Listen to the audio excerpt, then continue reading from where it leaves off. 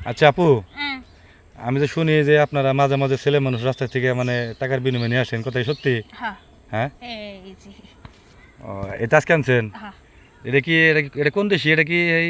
এটা হচ্ছে অস্ট্রেলিয়া। না না না, এটা মনে হয় নাইজেরিয়ান মনে হয়। এরকমই। ও, তাহলে এটার পেমেন্ট কত? এটার পেমেন্ট বেশি না, মাত্র 10,000। ও, 10,000 টাকা জানছেন? হ্যাঁ আপনি টাকা কি ওসিল করতে পারবো? অবশ্যই। দেখতে পাচ্ছেন ওর মাথায় তো চুলই ওরা নাই। ট্রেনিং দেওয়াইতাছি কি কারণে? ও, প্রশিক্ষণ তো হইতেছে না রে? ও বাইরের লোক তো চুল থাকে না।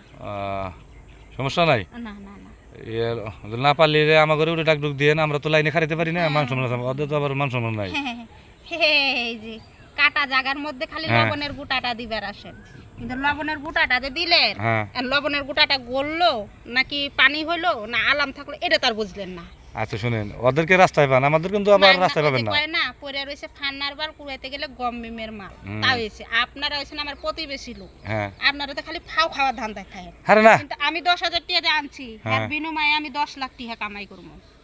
ও মানে আপনি ব্যবহার করবেন, আপনার সাথে সাথে আরো যে আছে ওগরও দিবেন। হ্যাঁ তোর- এই তো জিনিসটা। তাহলে তাহলে তোমারে কি খাওয়াই নিয়েছে?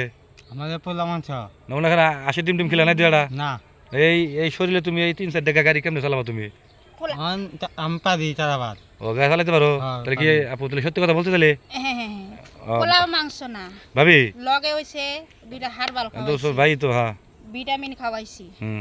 4 হালি ডিম খাওয়াইছি হাঁসের, আর 5 কেজি দুধ খাওয়াইছি। ও, ছাগলের দুধ খাওয়া নাই? হ্যাঁ ছাগলের দুধ ছাগলের দুধ তো বলতে তো কোনো বলার মতন সীমা নাই, এক- আনলিমিটেড। বুঝতে পারছি, আমি তাই তো কই যে আমার পেজে ভিউ হয় নাকি?